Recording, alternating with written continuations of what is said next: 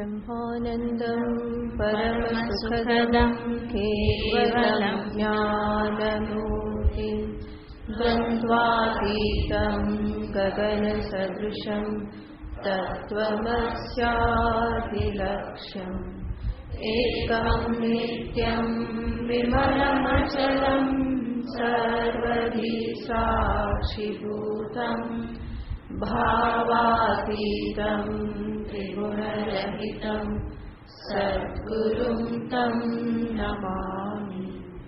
ॐ पार्थाय प्रतिबोधितां भगवता नारायणेन स्वयं व्यासेन ग्रथितां पुराणमुनिना मध्ये महाभारतम्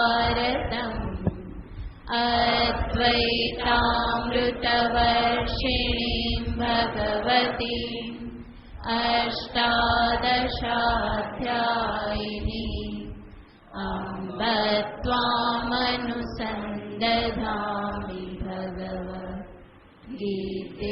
भवद्वेषिणीम् यं ब्रह्मा वरुणेन्द्ररुद्रमरुतः स्तुन्वन्ति दिव्यैस्तवैः वेदैः साङ्गपदक्रमोपनिषदैः गायन्ति यं सामगाः ध्यानावस्थिततद्गतेन मनसा पश्यन्ति यं योगिनः यस्यान्तं न विदुःसुरासुरगणा देवाय तस्मै नमः। यस्यान्तं न विदुःसुरासुरगणा देवाय तस्मै नमः।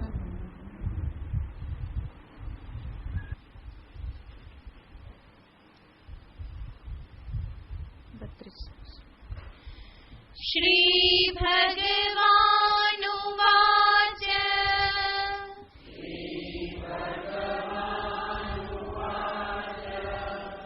मां हि पार्थ व्यपाश्रित्य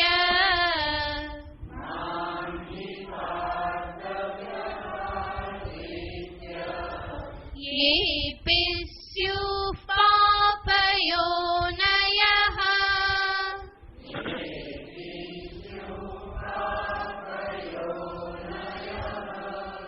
स्त्रियो वैश्यास्तथा शूद्राः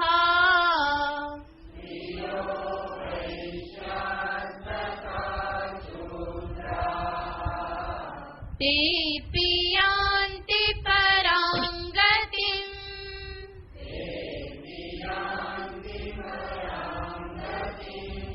किं पुनर्ब्राह्मणाः पुण्या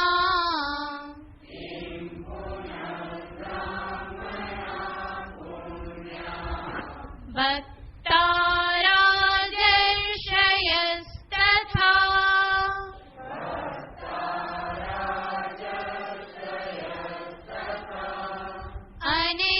अनित्यमसुखं लोकम्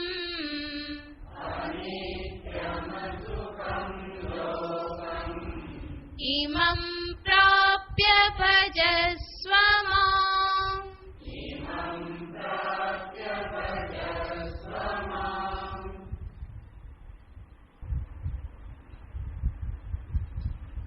આગળના શ્લોકોમાં ભગવાન શ્રી શ્યામ સુંદરે દર્શાવ્યું મારી ભક્તિમાં સર્વ લોકોનો અધિકાર છે. સર્વશ્રેષ્ઠ બ્રાહ્મણથી પ્રારંભ કરી અને પશુ આદિ પાપયોનીના જીવો આ સર્વનો મારી ભક્તિમાં અધિકાર છે. તેપી યાંતિ પરામ ગતિમ, એ લોકો પણ પરાગતિને, શ્રેષ્ઠ ગતિને પ્રાપ્ત કરે છે. ભગવાને આ બધી વાતો દર્શાવી કે આટલા આટલા લોકો મને ભજી શકે છે. મને ભજનારો દુરાત્મા પણ સાધુ બની જાય છે, મહાત્મા બની જાય છે. આ રીતે ભગવાન ભક્તિનો મહિમા, ભગવત શરણાગતિનો મહિમા ભગવાને દર્શાવ્યો. આ બધું જ કેવા પાછળનું પ્રયોજન હતું? મામ ભજસ્વ, અને માટે તું મારું ભજન કર. સર્વનો અધિકાર છે. જે પણ કરે છે એને પરાગતિની પ્રાપ્તિ થાય છે. માટે મામ ભજસ્વ, તું મારું ભજન કર. સાથે સાથે ભગવાન અહીંયા દર્શાવી દેશે કે આ જગત, આ મનુષ્ય જીવન એ પણ અનિત્ય છે. અને આવા અનિત્ય જગતમાં રહી, અનિત્ય એવા શરીરમાં રહીને જ ભગવાનની ભક્તિ કરી નિત્ય પરમાત્માને પ્રાપ્ત કરી લેવાના છે. તો ભગવાન જગતનું સ્વરૂપ પણ બે શબ્દમાં દર્શાવે છે. અનિત્યમ અસુખમ લોકમ. આ લોક, આ જગત કેવું છે? તો સર્વપ્રથમ શબ્દ વાપરે છે અનિત્યમ. જગત અનિત્ય છે. અનિત્ય છે એનો અર્થ જે હંમેશા વહી રહેલું છે. ઉત્પત્તિ અને નાશની વચ્ચે જ જે હંમેશા ગતિ કરી રહેલું છે. જાયતે ગચ્છતિ તિ જગત, જેમાં સતત જન્મ થાય છે અને સતત નાશ થાય છે. તો જ્યાં નિરંતર જન્મ અને સંહારની પ્રક્રિયા ચાલી રહેલી છે, જ્યાં નિરંતર આવવા અને જવાની પ્રક્રિયા ચાલી રહેલી છે, એને જગત કહેવામાં આવે છે. ભગવાન કહેવા માંગે છે કે આવું જગત ક્યારેય પણ કોઈનું પકડાયું નથી. કોઈ પણ એને સ્થિર રાખી શકતું નથી. બધું જ પરિવર્તનશીલ છે. અને એવા પરિવર્તનશીલ જગતમાં, અનિત્ય જગતમાં આશ્રય લેવાથી ક્યારેય પણ નિત્ય સુખ શાંતિની પ્રાપ્તિ થઈ શકવાની નથી. એટલું જ નહીં, જગતનું સ્વરૂપ પણ ફરી આગળ દર્શાવતા ભગવાન કહેશે અસુખમ લોકમ. આ લોક, આ જગત કેવું છે? તો કે અસુખ છે.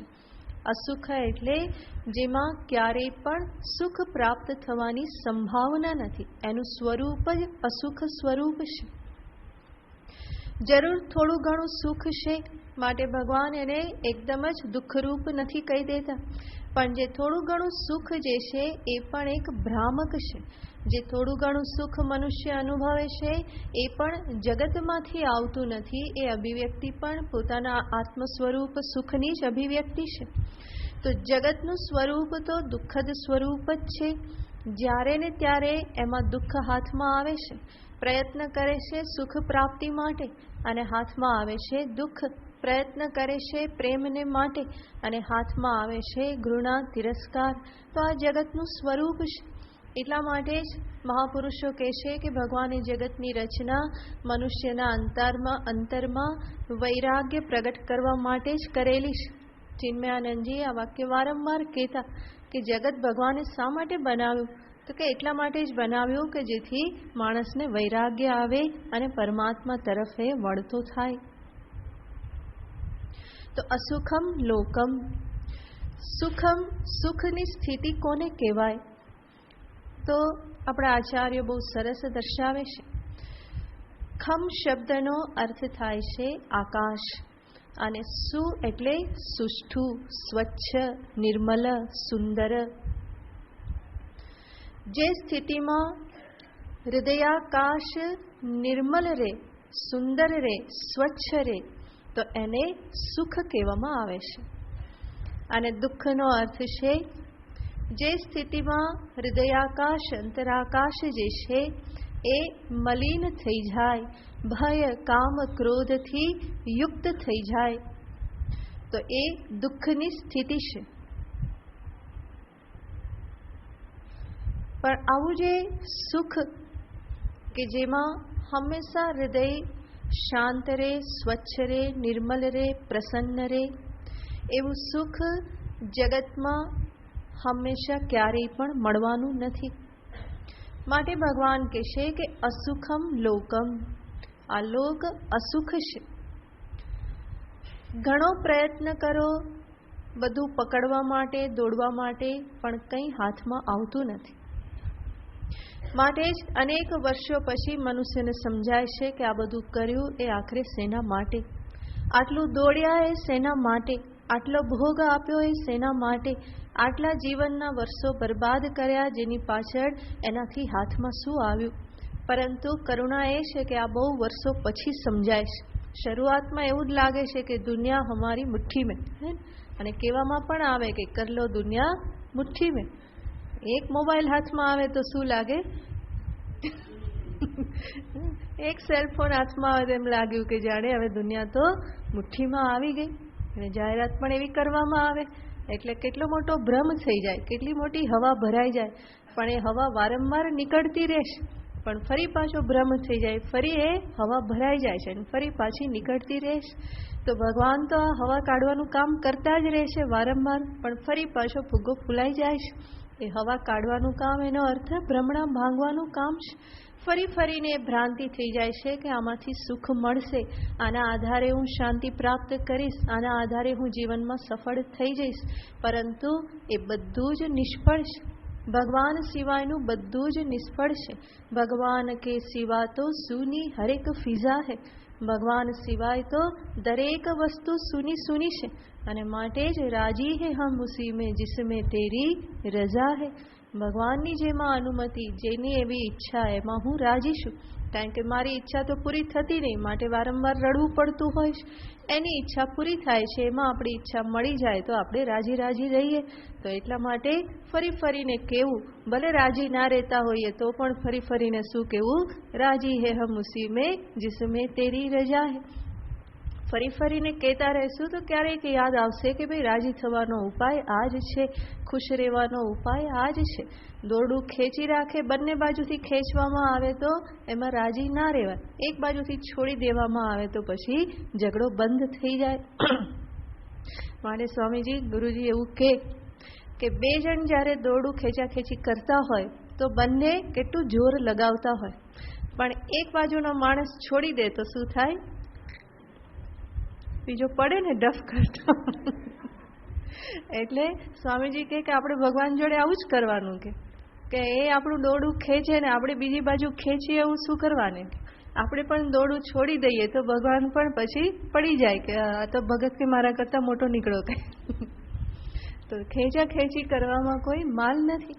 ભગવાનની શરણાગતિ, ને ભગવાન એ જ અહીંયા કહે છે, મામ ભજસ્વ, મારું ભજન કર, અનિત્યમ અસુખમ લોકમ પ્રાપ્ય. આ જગત તો દુઃખરૂપ છે, એનાથી વધારે મનુષ્ય શરીર જે પ્રાપ્ત થયેલું છે, જે અત્યંત દુર્લભ છે, પણ સાથે સાથે ઘણું ટૂંકું આયુષ્ય છે. કાલની અનંતતાને સામે રાખીને જોઈએ તો 60, 70, 80 વર્ષનું જીવન એ કંઈ બહુ લાંબુ જીવન ના કહેવાય.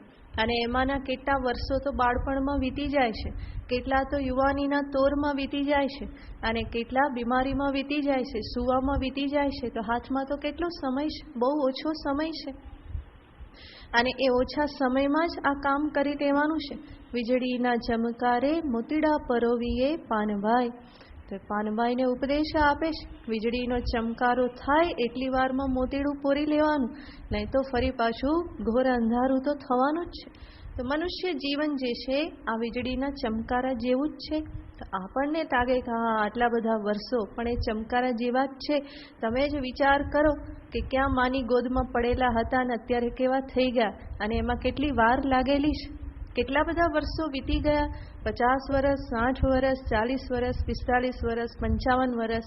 આમ જોઈએ તો નાનો ગાળો નહીં, પરંતુ વીત્યા કેટલી વારમાં, આમ ચપટી ભરમાં વીતી ગયા એવું લાગે ને. નાનપણ ક્યાં ખોવાઈ ગયું, યુવાની ક્યાં જતી રહી, પ્રૌઢાવસ્થા ક્યાં આવી ગઈ, કંઈ ખબર પડતી નથી. તો આમ તો દિવસો કાઢવામાં બહુ એવું લાગે કે બહુ લાંબા દિવસો છે, પરંતુ વર્ષોના વર્ષો એક પછી એક વ્યતીત થતા જ જાય. અને કેટલા ઝડપથી, હમણાં તો દિવાળી ગઈ, પાછી દિવાળી આવી ગઈ. અને એ દિવાળી જશે ત્યાં ફરી પાછું કંઈક આવી જશે અને ફરી દિવાળી આવી જશે. તો એક પછી એક વર્ષ તો બહુ જલ્દી વીતતા જ જાય છે. તો આવા અનિત્ય જીવનમાં ભગવાન કહે છે જ્યાં સુધી શરીર સ્વસ્થ છે ત્યાં સુધી મારું ભજન કરી લે. ભગવાન શંકરાચાર્યજી મહારાજ ભાષ્યમાં સરસ કહે છે, પુરુષાર્થ સાધનમ દુર્લભમ મનુષ્યત્વમ પ્રાપ્ય. દુર્લભ એવું આ મનુષ્યત્વ કે જે શું છે? પુરુષાર્થ સાધન, મોક્ષ પુરુષાર્થ રૂપી જે પરમ પુરુષાર્થ છે એને પ્રાપ્ત કરવા માટેનું આ સાધન છે. આ મનુષ્ય શરીર જ એક એવું શરીર છે કે જેમાં આત્મ સાક્ષાત્કારની પૂરેપૂરી સંભાવના છે. બલકે એક જ કામ પૂરું થવાની સંભાવના છે. જગતના કોઈ કામ પૂરા થવાના નથી. જીવનનું જીવન આખું એની પાછળ આપી દો તો પણ જગત તો પોતાની રફતારમાં જ ચાલ્યા કરવાનું છે. એ પોતાની ગતિ કે પોતાની દિશા કે પોતાની રફતાર એ ક્યારેય પણ બદલવાનું નથી. ગતાનુગતિકો હિ લોકઃ. આ સમસ્ત લોક જે છે કેવો છે? ગતાનુગતિકઃ. એમ જ એની ગતિ ચાલ્યા કરે છે. એકની પાછળ બીજું, બીજાની પાછળ ત્રીજું. એ કંઈ બહુ વિચારતું નથી. માટે જ વ્યક્તિએ જગતની ચિંતા કર્યા વગર પોતાના કલ્યાણમાં લાગી જવું જોઈએ. વિનોબાજી કહે છે કે માણસ આ એક જ કામ પૂરું કરી શકે પોતાના જીવનમાં, અને એ છે આત્મ સાક્ષાત્કાર, ભગવત પ્રાપ્તિ. બાકીના બધા જ કામ અધૂરા રહેવાના છે. કોઈ કામ પૂરા થતા નથી. અને એ જગતનો સ્વભાવ જ છે કે એ અધૂરું છે. અને કોઈ ગમે એટલું મહેનત કરે તો એ પણ પોતાને અધૂરો ને અધૂરો જ અનુભવ કરે છે. એ ક્યારેય પણ પોતાને પૂર્ણ અનુભવ કરતો નથી.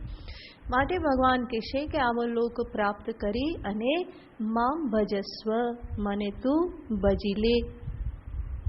મનુષ્ય શરીર જરૂર એ શરીર પણ અનિત્ય છે, પરંતુ સાથે સાથે સમજવું જોઈએ કે અત્યંત દુર્લભ છે. આસાનીથી પ્રાપ્ત થઈ ગયેલું લાગે છે, પરંતુ એ આસાન નથી. એના માટે બહુ મોટી કિંમત દરેક જીવે ચૂકવવી પડે છે. ઘણા બધા પુણ્યો એની પાછળ ખર્ચ કરવા પડે છે, ત્યારે આ મનુષ્ય જન્મ પ્રાપ્ત થાય છે. માટે જ મનુષ્ય દેહ જે છે સાક્ષાત મંદિર છે. એમાં જ ભગવાનની પ્રતિષ્ઠા થયેલી છે. એટલા માટે જ એને બરાબર સાચવી, એનો ઉપયોગ કરી અને એ ભગવત દર્શન, આત્મદેવના દર્શન, એનું મિલન એ આ જ જીવનમાં કરી લેવું જોઈએ. યાવત સ્વસ્થમિદમ શરીર મરુજમ. જ્યાં સુધી આ શરીર સ્વસ્થ છે, ઇન્દ્રિયો સ્વસ્થ છે, બધું યોગ્ય રીતે કાર્ય કરી રહેલું છે, ત્યાં સુધીમાં આત્મશ્રેયસી કાર્ય પ્રયત્નો મહાન. આત્મકલ્યાણને માટે મહાન પ્રયત્ન કરી લેવો જોઈએ. સામાન્ય પ્રયત્ન નહીં. ભર્તૃહરિ કહેશે કાર્ય પ્રયત્નો મહાન. મહાન પ્રયત્ન કરવો જોઈએ. ખૂબ પરિશ્રમ કરી લેવો જોઈએ. જ્યાં સુધી પરિશ્રમ કરવાનું સામર્થ્ય છે ત્યાં સુધી. અમુક વર્ષો પછી આ સામર્થ્ય રહેતું નથી. એટલા માટે સ્વસ્થ છે ત્યાં જ આ કાર્યનો પ્રારંભ કરી દેવો જોઈએ. કર્તવ્ય નિભાવવાના હોય એ નિભાવતા નિભાવતા પણ સાથે સાથે જીવનમાં ભગવાનને સ્થાન આપી દેવું જોઈએ. કર્તવ્ય પણ હું એવી રીતે નિભાવતો જાઉં કે જેથી મારું કર્તવ્ય પણ મારી સાધનાનું એક અંગ બની જાય. મનુષ્ય પોતાના જીવનને એવી રીતે ગોઠવી દે કે એની એક એક ક્ષણ, એક એક પળ જે છે એ ભગવત આરાધનામાં જ વ્યતીત થાય. એવી રીતે સમજદારી કેળવી, એવી રીતે દિનચર્યા રાખી, એવી રીતે કર્તવ્ય પ્રત્યેની એક યોગ્ય કર્મયોગ ભાવનાનું સેવન કરી, અંતરમાં ભગવત ભક્તિ ધારણ કરી, નિર્લોભતા ધારણ કરી અને એવી રીતનું જીવન જીવે કે એની ક્ષણે ક્ષણ જે છે એ ભગવત આરાધના બની રહે. એને કર્મ બદલવાની કોઈ આવશ્યકતા નથી. જે કરી રહ્યો છે એ કરે, પરંતુ એવી રીતે કરે, એવા માર્ગે કરે કે એ કર્મ જ ભગવાનની આરાધના બને. અને જે કંઈ પણ કર્તવ્ય નિભાવ્યા પછીનો સમય મળે એ સમયને પણ ભગવત ઉપાસનામાં એ વ્યતીત કરે, આત્મચિંતનમાં વ્યતીત કરે. તો જીવનની હરેક પળ બહુ જ કિંમતી છે, બહુ જ મૂલ્ય છે. અને હંમેશા સમજવું જોઈએ જે પળ હાથમાંથી ગઈ તે ગઈ, એ ક્યારેય પણ ફરી પાછી આવતી નથી. ઘડિયાળનો કાંટો જે દિશામાં ફરે એ દિશામાં જ ફરે છે, ક્યારેય પણ ઉલટો ફરતો નથી. એ હંમેશા એક જ દિશામાં ફરે છે. એ જ બતાવે છે કે વીતેલો કાળ ક્યારેય પણ પાછો પ્રાપ્ત થવાનો નથી. માટે જેટલી ક્ષણો ગુમાવી, જેટલા દિવસ ગુમાવ્યા, એ ગુમાવ્યા જ છે. એ કોઈ પણ કિંમતે ફરી પાછા પ્રાપ્ત થવાના નથી. માટે પ્રત્યેક ક્ષણને કિંમતી જાણી, મૂલ્યવાન જાણી અને એનો ઉપયોગ કરી લેવો જોઈએ. ભગવાન અહીંયા એ જ દર્શાવે છે, અનિત્યમ અસુખમ લોકમ પ્રાપ્ય મામ ભજસ્વ. તું મારું ભજન કરી લે. અંતે તો મનુષ્ય જીવન ભગવત ભજન માટે જ પ્રાપ્ત થયેલું છે. બીજા બધા કાર્યો તો બીજી યોનિઓમાં પણ થાય છે. આહાર, નિદ્રા, ભય, મૈથુન, આ બધું તો બીજી યોનિઓમાં પણ થાય છે. પરંતુ મનુષ્ય યોનિમાં જે મુખ્ય કર્તવ્ય છે એ ભગવત પ્રાપ્તિ, ભગવત આરાધના, આત્મ સાક્ષાત્કાર. તો એના માટે જરૂર મનુષ્યએ પ્રયત્ન કરવો જોઈએ. પણ આ પ્રયત્ન ક્યારે સંભવ બને? જ્યારે જગત પ્રત્યે વૈરાગ્ય આવે. માટે ભગવાન પેલા જગતનું સ્વરૂપ દર્શાવે છે કે જગતને તું અનિત્ય સમજ, જગતને અસુખ સમજ, તો જ યોગ્ય રીતે તું મારું ભજન કરી શકીશ. વૈરાગ્ય વગર ભજનમાં સ્થિરતા પ્રાપ્ત થતી નથી. થોડો સમય થાય ને ફરી પાછું છૂટી જાય, ફરી થોડો સમય થાય અને ફરી છૂટી જાય. તો વૈરાગ્ય અને ભગવત ભજન આ બંને સાથે રહેનારી વસ્તુ છે. વૈરાગ્ય નહીં હોય તો ભગવત આરાધના યોગ્ય રીતે નહીં થાય, અને ભગવાનનું ભજન ચાલુ નહીં રહે તો વૈરાગ્ય પણ શિથિલ પડતો જશે. તો વૈરાગ્ય હોય તો ભજન વધે, ભજન વધે તો વૈરાગ્ય વધે, વૈરાગ્ય વધે તો ભજન વધે. આ બંને એકબીજાના પૂરક છે. અને વૈરાગ્ય એટલે શું?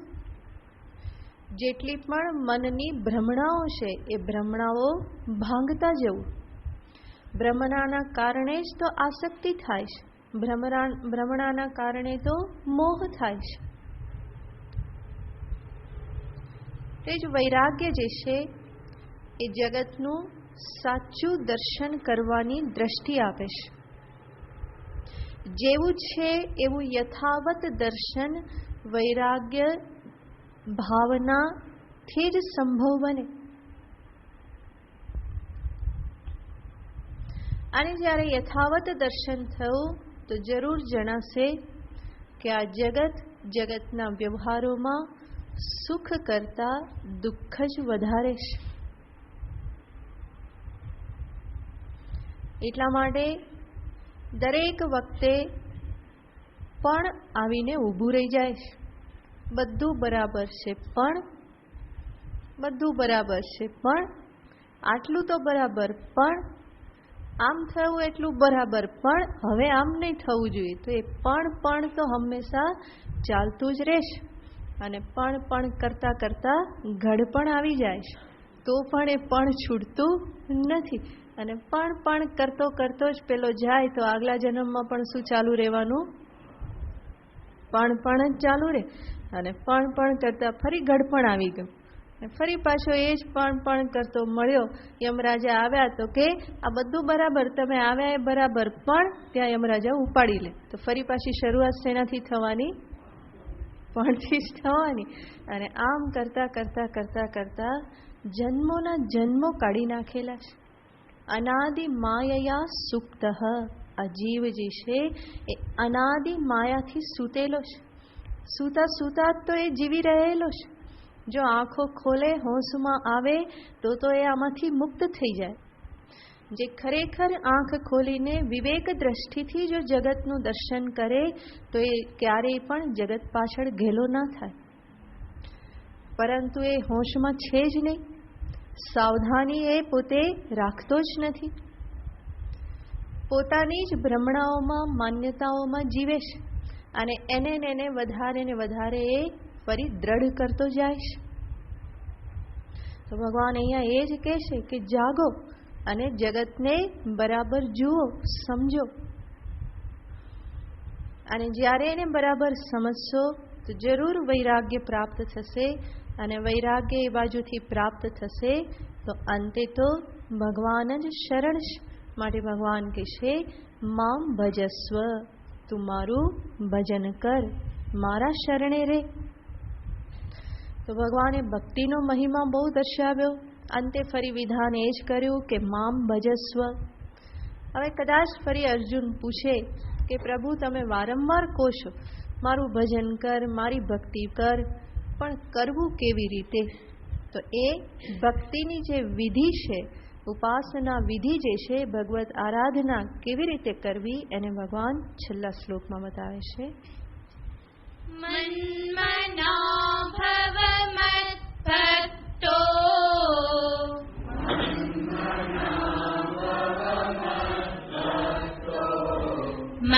મત્યાજી મામ નમસ્કુરુ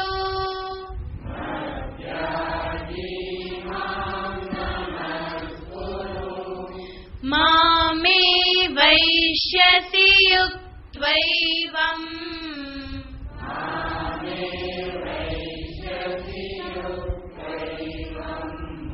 આત્માનં મત્પરાયણઃ.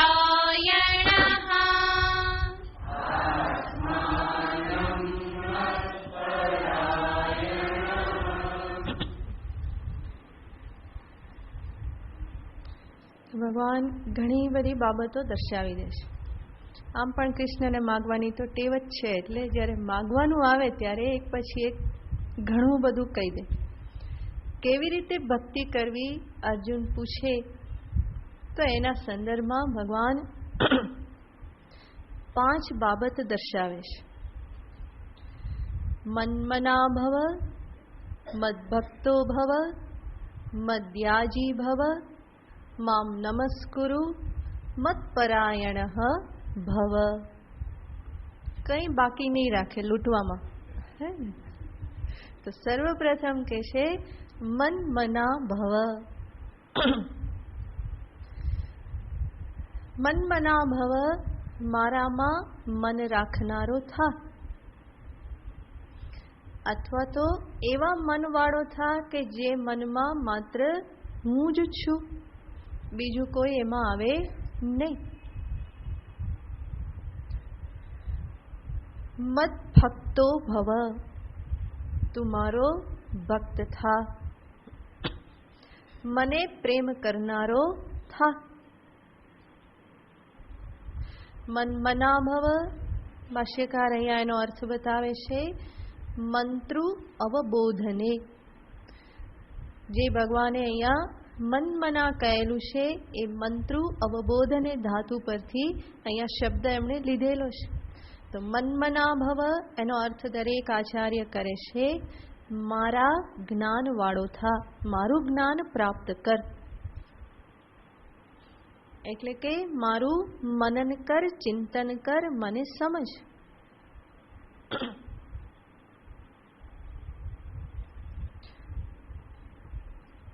બીજું બતાવે છે મત ભક્તો ભવ, મારામાં પ્રીતિ રાખનારો થા.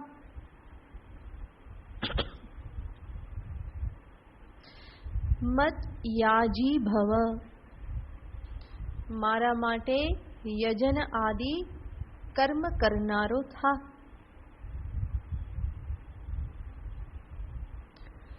મામ નમસ્કુરુ, હંમેશા મને નમસ્કાર કર. અને આવી રીતે આ ચારેને તારા જીવનમાં સ્થાન આપી અને મતપરાયણ, તું કેવો બની રે? મતપરાયણ, ભગવત પરાયણ બની રે. એવો બની રે કે તારા જીવનમાં મારા સિવાય બીજો કોઈ પ્રવેશ કરી શકે નહીં. અર્જુન કે આવું બધું કરવાથી શું થશે? તો ભગવાન કે આત્માનમ એવમ યુક્ત્વા મામ એવ એષ્યસી. તું તારી જાતને આ પ્રમાણે મન્મના મદભક્ત એવો બનાવીશ તો અંતે મામ આત્માનમ એવ એષ્યસી, તું મને જ પ્રાપ્ત કરી લઈશ. તો ભગવાન આ એક શ્લોકમાં બધી જ સાધના બતાવી દેશે. મન્મના ભવ મંત્રુ અવબોધને, મારું જ્ઞાન પ્રાપ્ત કર, મારું ચિંતન કરનારો બન. તો ભગવાન જ્ઞાન યોગને દર્શાવી દેશે. મદભક્તો ભવ, ભક્તિ યોગ દર્શાવે છે. મધ્યાજી ભવ, કર્મયોગને દર્શાવે છે. મામ નમસ્કુરુ, ભગવત શરણાગતિને દર્શાવે છે. ભગવાન આટલા બધા વિકલ્પ આપે છે એટલા માટે કે દરેક મનુષ્ય, દરેક સાધક જુદી જુદી અવસ્થામાં છે. ભગવાન જો ખાલી એટલું કહી દે કે મન્મના ભવ, તો કોઈ પાછો સાધક કે આ તો જ્ઞાન તો બહુ કઠિન, ભગવાનને જાણવા ને આત્મચિંતન કરવું ને મનન કરવું ને શ્રવણ કરવું, નિધિધ્યાસન કરવું ને શમ દમ ઉપરતિ વિવેક વૈરાગ્ય, કોઈ લિસ્ટનો કોઈ અંત જ આવતો નથી. અને પાછો જ્ઞાન માર્ગ તો કેવો, ક્ષુરસ્ય ધારા નિશિતા દુરત્યયા દુર્ગમ પથસ્તત કવયો વેદંતી. હમણાં જ સાંભળ્યું ને કઠોપનિષદમાં, તો કે આ તો જ્ઞાન તો બહુ કઠિન છે, અમારાથી તો ના થાય. તો ભગવાન કે કઈ વાંધો નહીં, મત ભક્તો ભવ, કમસે કમ ભક્તિ કર. જ્ઞાન ના થાય તો કઈ વાંધો નહીં, ચિંતન આદિ ના થાય તો તું તારા ભાવને મારી સાથે જોડી દે, તારા પ્રેમને તું મારી સાથે જોડી દે. કોઈ કે ભગવાન એ પણ અમારાથી નહીં થાય, એ પણ સંભવ નથી, કારણ કે અમારો પ્રેમ તો ક્યાંક બીજે લાગેલો છે, એ ભાવના તો ક્યાંક બીજે જોડાયેલી છે, આસક્તિઓ એવી બધી છે કે એમાંથી મનને છોડાવી અને તમારામાં મૂકવું એ અમારા માટે બહુ કઠિન વસ્તુ છે. ભક્તિ દેવી પણ અમારા માટે એટલી સુલભ નથી, એ તો ભગવત કૃપાથી જ પ્રાપ્ત થાય છે. ભક્તિ દેવી સ્વયં કૃપા કરે તો એની ગોદમાં લે, પણ અમે તો એના પણ અધિકારી નથી, કારણ કે અમારી આસક્તિઓ તો જગતમાં બધે કેટલી જગ્યાએ વેરાયેલી છે, મન કેટલી જગ્યાએ લાગેલું છે, ત્યાંથી એ ફરી પાછું નીકળે એવું નથી. માટે તમારી ભક્તિ પણ મારાથી થઈ શકે એવી નથી.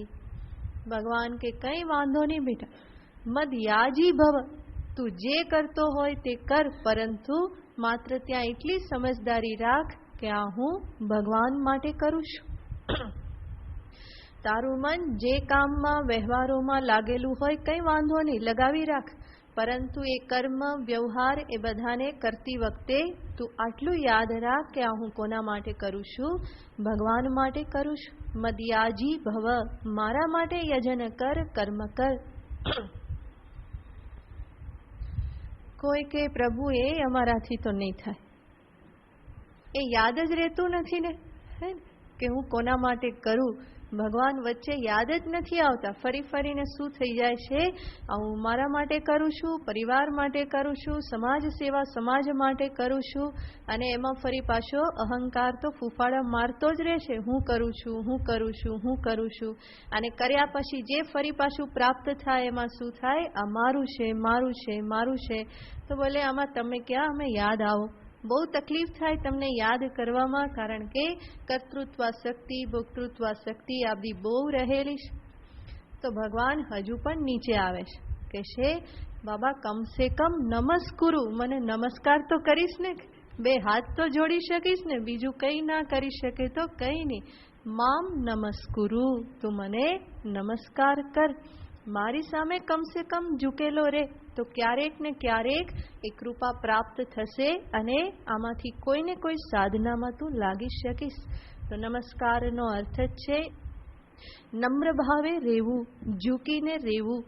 કમસે કમ અહંકારને જો ઝુકાવતા શીખીશ તો ધીમે ધીમે આગળ વધી શકીશ, કારણ કે એ જ સૌથી મોટો પ્રતિબંધ છે, એ જ તો સૌથી મોટો અવરોધ છે. એના કારણે જ આગળનું કંઈ થઈ શકતું નથી. જ્ઞાન, ભક્તિ, કર્મ એ બધું નહીં થઈ શકવાનું મુખ્ય કારણ આ અહંકાર છે. તો કમસે કમ પ્રણામ કરતા શીખ, નમસ્કાર કરતા શીખ, જીવનમાં પોતાના કરતા કોઈને મહાન તરીકે સ્વીકાર કર. નમસ્કારનો અર્થ ઝૂકવાનો અર્થ છે જેની સામે હું મસ્તક ઝુકાવું છું ત્યાં મારી સમજદારી શું છે, આ મારા કરતા મહાન છે, શ્રેષ્ઠ છે. તો ભગવાન કહેશે કંઈ ના કરી શકે તો વાંધો નહીં, કમસે કમ મામ નમસ્કુરુ. અને આ નમસ્કાર જેમ જેમ અહંકારને ઝુકાવતા જઈએ, અહંકાર ક્ષીણ થતો જાય, એમ ફરી પાછો નમન શબ્દનો અર્થ સમજાય, ન મમ, અમારું નથી. તો નમસ્કાર પેલા અહંકાર છોડાવે અને એ જ નમસ્કાર પછી ધીમે ધીમે મમત્વ પણ છોડાવે. એટલે જ પૂજા કર્મ પછી બોલવામાં શું આવે? અનયા પૂજયા કર્મ શ્રી સદાશિવ પ્રિયંતામ ન મમ. કહી દેવું પડે કે આ મારું નથી, નહીં તો ફરી પાછું એ વળગે. મોઢેથી તો કમસે કમ બોલી જ દેવાનું. આમ તો ન મમ કરી અને ફરી પાછું કેટલું બધું લિસ્ટ આપી દેતા હોય, સંકલ્પ કરે ત્યારે જ લિસ્ટ આપી દીધું હોય, પણ કમસે કમ એક વખત ન મમ એ પ્રમાણે બોલીશું તો ધીમે ધીમે એ ટેવ પડશે. ક્યારેક ને ક્યારેક તો ક્લિક થશે, જપકારો થશે કે હું રોજ શું બોલું છું, રોજ આ પ્રમાણે બોલું છું તો એનો અર્થ શું? તો એનો અર્થ ક્યારેક બુદ્ધિમાં ઝબકી જશે કે હા વાત સાચી, આ જે કંઈ પણ છે કોનું છે? પ્રભુનું છે. ન મમ, આમાંનું મારું કંઈ જ નથી. અને જેટલે અંશે અહંતા મમતા શિથિલ થાય એટલે જ અંશે જ્ઞાન માર્ગે આત્મચિંતન વધારે સંભવ બને, ભગવત ભક્તિ પણ એટલી દ્રઢ થાય અને કર્મયોગ ભાવના પણ દ્રઢ થાય. તો ભગવાન શ્રી કૃષ્ણચંદ્ર કેટલા ઉદાર ભાવે દર્શાવે છે. આ કર, આ કર, આ કર, આ કર, આ ના થાય તો આ કર, આ ના થાય તો આ કર. અને એક વખત મનુષ્ય નમસ્કાર કરતા શીખ્યો તો કર્મ કરતી વખતે પણ એને ક્યારેક યાદ આવશે કે હું કોઈકને નમસ્કાર કરું છું, એનો અર્થ એ મારા કરતા શ્રેષ્ઠ છે. તો ધીમે ધીમે કર્મ સમયે પણ પરમાત્માની યાદ આવશે અને મારા કર્મ કર્મયોગ બની રહેશે. અને એ જ કર્મયોગ ભાવનાના પરિણામે અંતરમાં ભગવાન પ્રત્યે ભાવ વધારે દ્રઢ થશે. ઈશ્વર શરણાગતિ, વધારે ને વધારે ઈશ્વરનો હાથ હું જીવનમાં જોતો થઉં તો એ જ કર્મયોગ મારી ભક્તિને દ્રઢ કરશે. અને ભક્તિ જેટલે અંશે દ્રઢ થઈ એટલે અંશે શુદ્ધ નિર્મલ અંતઃકરણ, અને એ અંતઃકરણમાં આત્મચિંતન પણ સંભવ બને છે. તો આવી રીતે જીવન જીવતા જીવતા ભગવાન કહે છે અંતે તું કેવો થઈ જઈશ? મત પરાયણ. તું મને પરાયણ, ભગવત પરાયણ થઈ જઈશ. પરાયણનો અર્થ પરમ અયનમ. ભગવાન એવ પરમ અયનમ યસ્ય સ ભગવત પરાયણ. મત પરાયણ. અયન શબ્દનો અર્થ થાય ઘર, આશ્રય, સ્થાન. અને પરાયણ એનો અર્થ પરમ અયન, જે સાચું આશ્રય સ્થાન, અંતિમ આશ્રય સ્થાન. એવું આશ્રય સ્થાન કે જેના પછી એ આશ્રય સ્થાનને બદલવું પડતું નથી. એને જો ઘર બનાવ્યું, એનો આશ્રય લીધો તો પછી એ ઘર ખાલી કરીને બીજે ક્યાંય જવાનું નહીં રહે. યદ્ગત્વા ન નિવર્તન્તે તદ્ધામ પરમમ મમ. એ પરમધામ છે. તો ભગવાન કહે છે મને જ તું તારું આશ્રય સ્થાન બનાવીશ, હું જ તારું ઘર બની રહું. ઘરનો અર્થ બધે હરી ફરીને ફરી પાછા જ્યાં આવીએ એને શું કહેવાય? ઘર કહેવાય. બરાબર ને? દુનિયામાં બધે જ ફરી ફરી ફરી અને છેલ્લે જ્યાં આવીને એવું થાય કે બસ આવી ગયા હાસ, હવે ક્યાંય જવાનું નથી, તો એને કહેવાય ઘર. પણ એ ઘર એવું છે કે થોડા દિવસમાં ફરી પાછો ભમરો ચાલુ થાય અને ફરી પાછું થાય કે હવે ક્યાંક જવાનું છે, ક્યાંક જવાનું છે. ફરી એને છોડીને ક્યાંક જવાનો સંકલ્પ થાય. તો ભગવાન અહીંયા કહે છે કે એવું ઘર નહીં, પરંતુ હું તો કેવું છું પરાયણ, પરમ આશ્રય સ્થાન. એવું આશ્રય સ્થાન કે હવે જેને છોડીને બીજે ક્યાંય જવાનું નથી. તો આ રીતની સાધના કરતા કરતા અંતે સાધક એવી સ્થિતિને, એવી અવસ્થાને પ્રાપ્ત કરે છે કે એ નિત્ય નિરંતર પ્રભુમાં જ જીવે છે. ભક્ત હોય તો સગુણ ભગવાનમય અને જિજ્ઞાસુ હોય તો એ નિર્ગુણ પરમાત્માને પોતાના આત્મ સ્વરૂપે જાણી અને તન્મય થઈ અને જીવન જીવે છે. તો ભગવાન કહે છે તું એવો થઈ જઈશ કે પછી તારી મન બુદ્ધિમાં, જીવન વ્યવહારમાં પરમાત્મા સિવાય બીજું કંઈ રહેશે નહીં. મત્પરાયણ. અને આ પ્રમાણે ભગવત પરાયણતા, આત્મપરાયણતા એનું અંતિમ ફળ શું છે? એવમ યુક્ત્વા મામ આત્માનમ એષ્યસી. આ પ્રમાણે તું પોતાની જાતને મારી સાથે જોડીને, યુક્ત્વા પોતાની જાતને મારી સાથે જોડીને, મામ આત્માનમ એષ્યસી તું મને પ્રાપ્ત કરીશ. અને ભગવાન અહીંયા મામ એની સાથે વિશેષણ મૂકી દેશે, આત્માનમ. મને પ્રાપ્ત કરીશ એનો અર્થ શું? ક્યાંય બીજા લોકોમાં જઈને નહીં, પરંતુ હું એટલે કોણ? તો કે તારા આત્મા સ્વરૂપે જ રહેલો છું. જેને તું જન્મો જન્મથી શોધી રહ્યો તો બહાર, એ જ હું તને ક્યાં મળી જવાનો? તારા જ આત્મ સ્વરૂપે મળી જવાનો.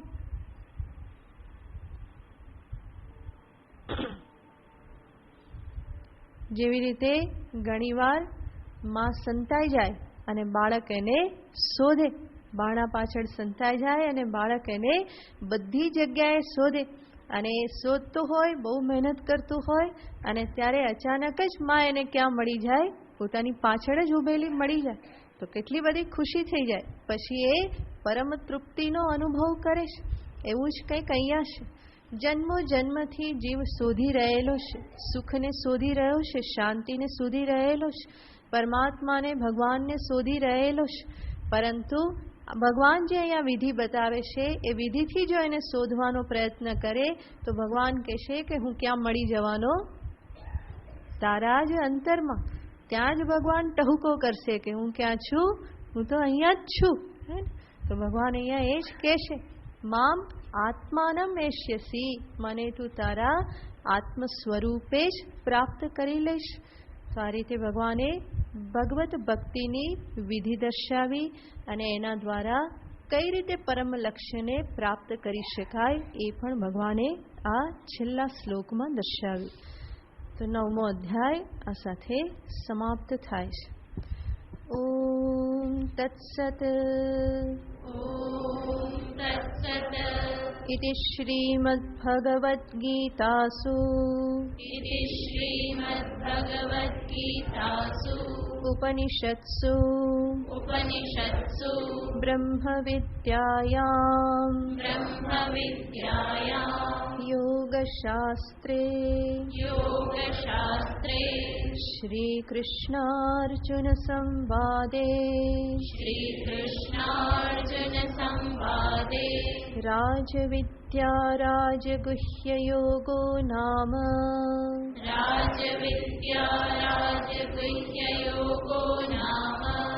नवमोऽध्यायः. सर्वधर्मान् परित्यज्य मामेकं शरणं व्रज अहं त्वा सर्वपापेभ्यो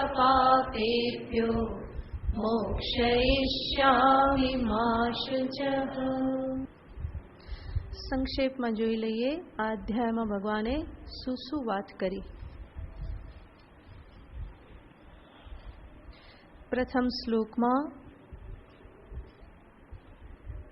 ગુહ્યતમ એવા જ્ઞાન પ્રદાનની પ્રતિજ્ઞા, બીજા શ્લોકમાં બ્રહ્મ વિદ્યાને રાજવિદ્યા દર્શાવી,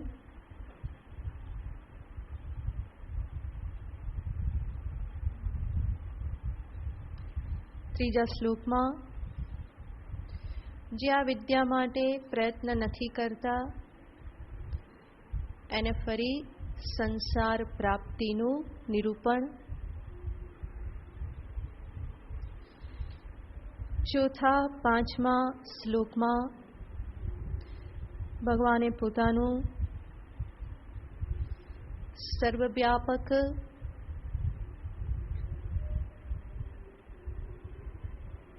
નિર્ગુણ નિરાકાર સચ્ચિત આનંદ સ્વરૂપ જે જગદ અધિષ્ઠાન એનું નિરૂપણ કર્યું. છઠ્ઠા શ્લોકમાં એ જ સ્વરૂપને આકાશ વાયુના દ્રષ્ટાંત સાથે દર્શાવ્યું.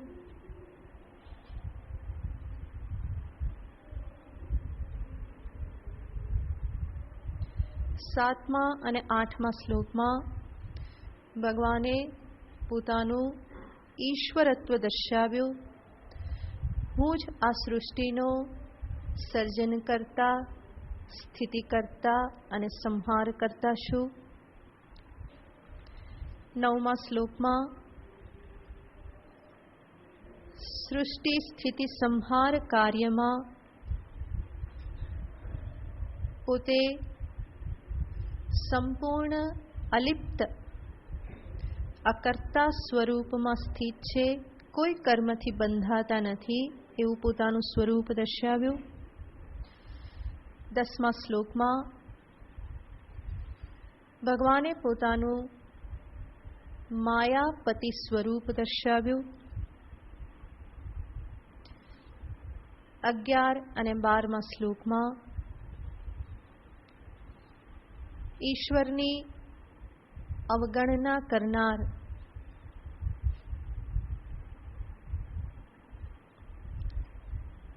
પોતાના જીવનને વ્યર્થ વેડફી નાખે છે એ દર્શાવ્યું. 13મા અને 14મા શ્લોકમાં સત્વગુણ સંપન્ન ભગવત ભક્તોનું નિરૂપણ કર્યું. 15માં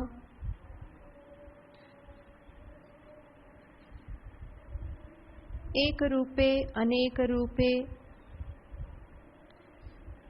જ્ઞાન યજ્ઞ આદિ દ્વારા ભગવાનની ઉપાસના.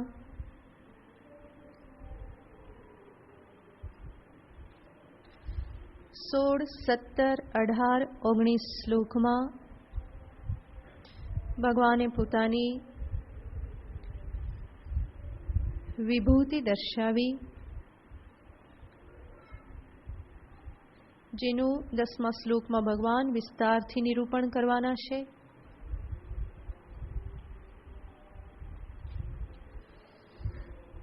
વીસ અને 21મા શ્લોકમાં સકામ ભક્તિ અને એના ફળને દર્શાવ્યું. 22માં અનન્ય ભક્તનું નિરૂપણ અને એમના યોગક્ષેમ વહનનું વચન.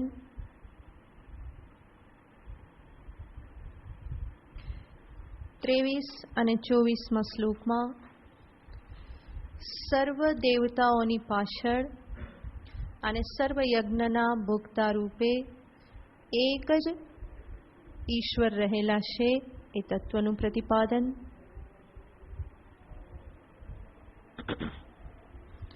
અન્ય દેવતાઓને ભજવાથી મળતું ફળ અને પરમાત્માને ભજવાથી મળતા ફળનું નિરૂપણ. 26 અને 27મા શ્લોકમાં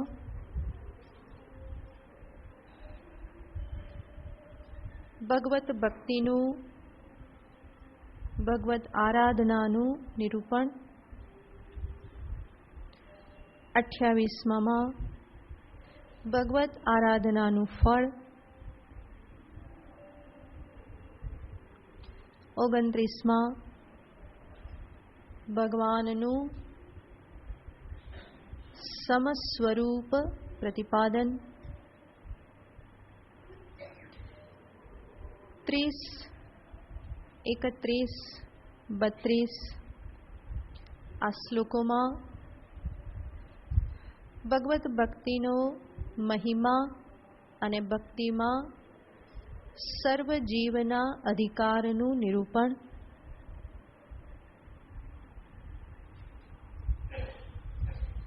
23માં ભગવત ભક્તિનું વિધાન મામ ભજસ્વ, 34માં